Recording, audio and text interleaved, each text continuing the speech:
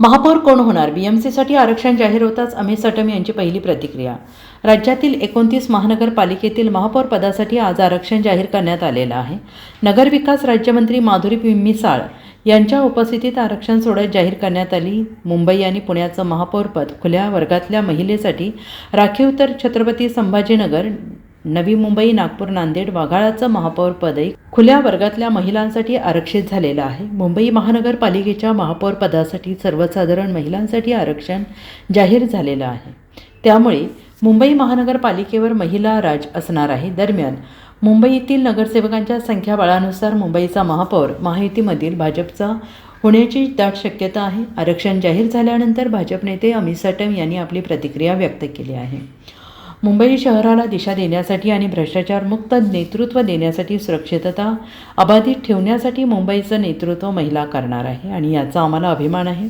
मुंबईची तुंबई होणार नाही. मुंबईत विकास होत असताना आपली मातृशक्ती सज्ज होणार आहे.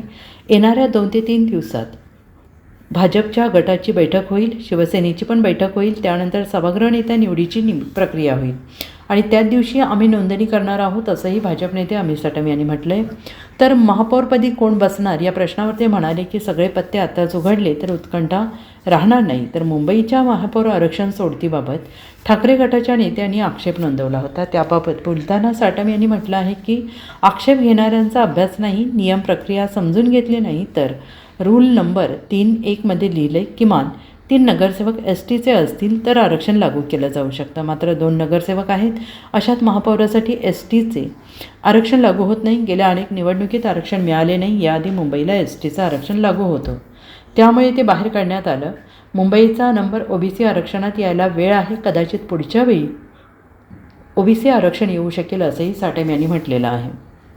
नाही, काही स्वप्न ते बघू शकतात आणि त्यामुळे स्वप्न या ठिकाणी त्यांनी मुंबईकरांना जर चांगली काहीतरी विजन दाखवलं असतं तर कदाचित मुंबईकरांनी त्यांना आशीर्वाद दिले असते. परंतु भाषावाद, प्रांतवाद, मारामारी, कुटाकुटी, खोटं बोलणं हे सोडून त्यांनी दुसरं कोणतंही राजकारण आतापर्यंत केलेलं नाही आणि त्यामुळे येणाऱ्या काळामध्ये तरी ते आपल्या पराजयाचं काहीतरी एनालिसिस करतील अशी आमची त्यांच्याकडनं अपेक्षा आहे. अचलपूरमध्ये पुन्हा एकदा MIMचा पाठिंबा घेतलाय भाजपने, कसं बघताय? कारण अचलपूरमध्ये नाही, याची मला माहिती नाही. मी माहिती घेऊन याच्यावरती बोलीन. आमचे प्रदेश अध्यक्ष रवींद्र चव्हाण साहेब याच्यावरती भाष्य करतील. मुंबईतले 10 असे वॉर्ड आहेत ज्या ठिकाणी भाजपचे बंडखोर होते आणि त्या ठिकाणी शिवसेनेला फटका बसलाय, असा दावा शिवसेनेकडून करण्यात आला. तुमच्यामुळे त्यांचं नुकसान झालं, 10 वॉर्डमुळे शिवसेनेचं नुकसान झाल्याचा थेट आरोप करण्यात येतोय. नाही, मला तरी असे कुठलेही वॉर्ड लक्षात नाहीत आणि नक्कीच आम्ही जे काही वॉर्डांमध्ये आम्ही पराजित झालो आहोत, म्हणजे जे 118 जिंकले आणि जे 109 उर्वरित वॉर्ड आहेत, त्या 109 वॉर्डांचं एनालिसिस आमचं सुरू आहे. ते एनालिसिस पूर्ण झाल्यावरती याच्यावरती आम्ही भाष्य करू. पण राहुल शेवाळे देखील बोलतायत की आम्हाला मुस्लिम बहुल वॉर्ड जास्त करून आमच्या वाट्याला देण्यात आले, त्यामुळे आमचा जास्त ठिकाणी पराभव झाला. या ठिकाणी जे जागा वाटप झालं होतं ते डिटेल्ड अशा प्रोसिजरनी केलं गेलं होतं. जमिनीवरती कुठल्या पक्षाची किती ताकद आहे, जनतेची कोणाला पसंती आहे, त्या ठिकाणी संघटनेची कुठली कोणाची ताकद आहे, या सगळ्या पॅरामीटर्सवरती विचार करून व्यवस्थितरित्या जागा वाटप झालेलं आहे. त्या जागा वाटपामध्ये कुणीही कुठल्याही प्रकारची चिंता त्यावेळेला व्यक्त केली नव्हती, आम्हीही केली नव्हती, त्यांनीही केली नव्हती आणि त्यामुळे व्यवस्थितरित्या जागा वाटप लोकल सेंटिमेंटला लक्षात ठेवून हे झालेलं आहे. एकीकडे जागा जास्त घेतल्या आणि आता पराभव झाल्यानंतर अशा पद्धतीचे आरोप करणं कितपत योग्य? महायुतीमध्ये धुसफूस सुरू झाली असं म्हणायचं? नाही, अशी कोणतीही धुसफूस नाही.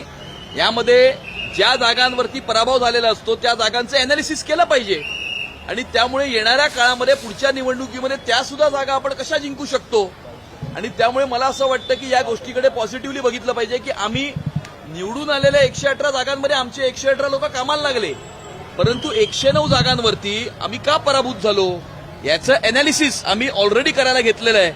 हे एनालिसिस जर bureau report SPN Marathi, Mumbai.